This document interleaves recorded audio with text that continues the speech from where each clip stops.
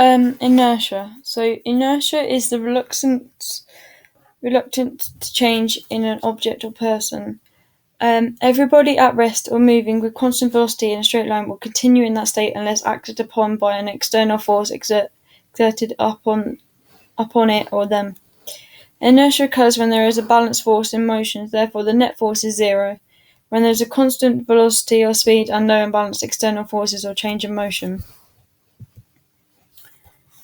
Force and effect it has. So force can cause a object or a person to rest and become stationary.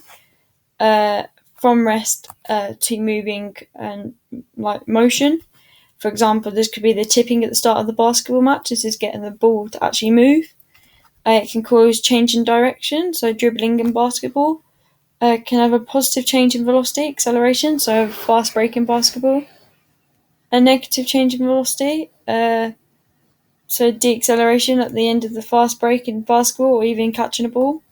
And changing its shape. So when you catch a ball in basketball, your fingers are squished from catching it. So this is all what force has an effect on.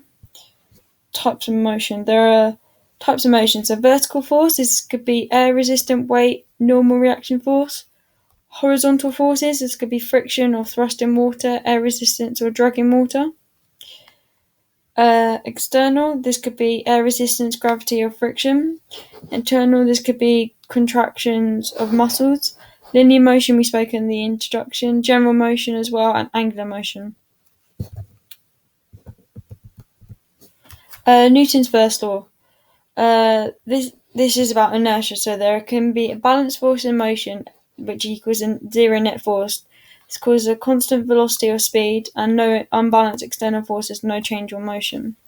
The second law is about acceleration. The acceleration of a body is proportional to the force causing it, and the acceleration takes place in the direction in which the force acts.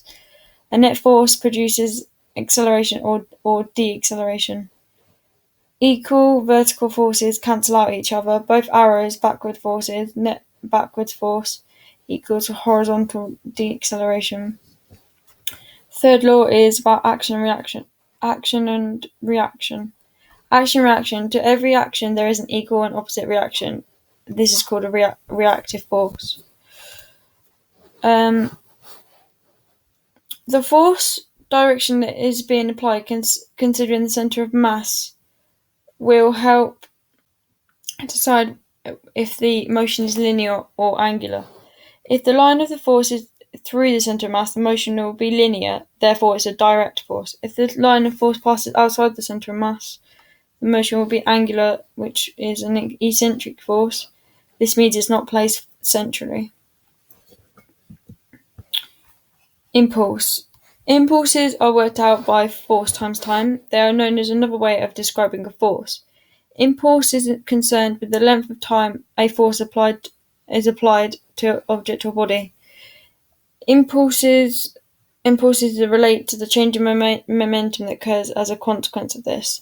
For example, impulse is 20 newtons per second when the force is 5 newtons and the time is 4 seconds. Momentum is related to Newton's first law. It's a tendency for a moving object to continue to move once it's in motion. It's the amount of motion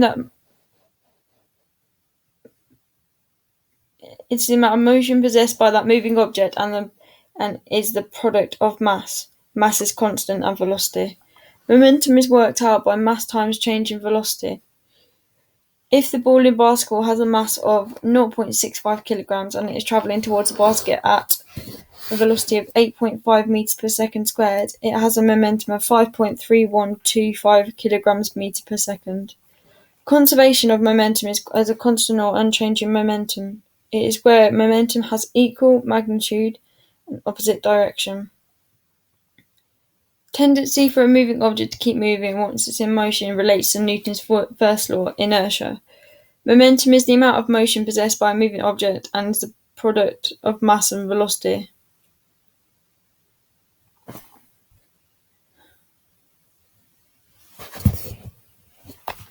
Impulse equals momentum. Impulse is the creation of the force, and the momentum is the impact of this force, and what motion is caused as a result of it. Change in the force of the time of impulse changes the velocity of momentum. Stability, instability. Stability. This is how difficult it is to disturb the body or an object from a balanced position. Center of mass is the point at which bodies is balanced in all directions. Mass is the amount of material which an object is made of.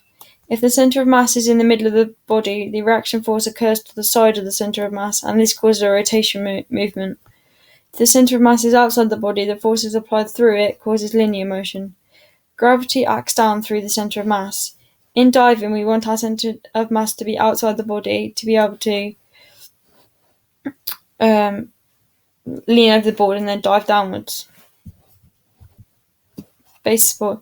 Base support is the area beneath an object or body that includes every point of contact that the object and body makes with the supporting surface. This could be just standing on the ground. The base support is your feet touching the ground. The bigger and wider the base support, the more stable the body or object will be. In basketball, this could be the wider stance made when boxing out, causing you to be more stable and less likely to be knocked out or out of the way. The line of direction of the force of gravity through the body downward towards the center of Earth and through the line of gravity. The direction of the force of gravity through the body downward towards the center of Earth and through the center of gravity of the body or object. If the line of gravity is within the base of the support, the body or object is more stable compared to if it was outside the base of support. Center of gravity is an imaginary point where at which the weight of the object can be considered to act. Method of data collection. So there's 3 steps. You have a PARQ to see whether the athlete has any problems or injuries, stuff like that. Then you warm up and then you explain the protocols that's going to happen, like what's going to be done, etc. Measuring force and movement. So we use force plates. These can take 100 times per second. Measure center of gravity, mass, and the ground reaction force. You have to calibrate the force plates in order to make sure you get accurate result. Force at the beginning before you stand on should be 0. We use jointimeters are used to measure the angle of the joint to ensure the jumper is jumping at 45 or 90 degrees exactly. Movement of the camera, so we can measure movement using a camera. A combination, so this could be Vicom, like markers on the body giving a 3D image. So a participant should ensure their body is fully on the force plate. So the force measured is complete body and not just half. This could you could give a participator a practice jump so they know what they're doing and how they should be stood on the plate. After the jump, time graphs are created. This is a measure of a ground reaction force. 2D imaging is the most common recording to be used. This is because it's quicker to record the images, it's faster to extract irrelevant data from the images, requires less sophisticated software, requires less technical and mathematical knowledge. It also allows you to film athletes considering height and width of the image, although not depth. Joint angles, slow-mo, or you can use slow-mo or zoom in closer to the client. Jump, so you can consider the full width and height of the performer getting a whole body in, perpendicular to the performer, and perspective is different. The further away or closer the performer is, but therefore you should stand further away and then zoom in if needed. Vicon is the 3D imaging. It's where cameras are put around the room and markers are put on the body joints, enabling a 3D image of the body to be produced. Angles can be identified, more used by professionals or elite athletes. Some sports use different planes of axes, therefore the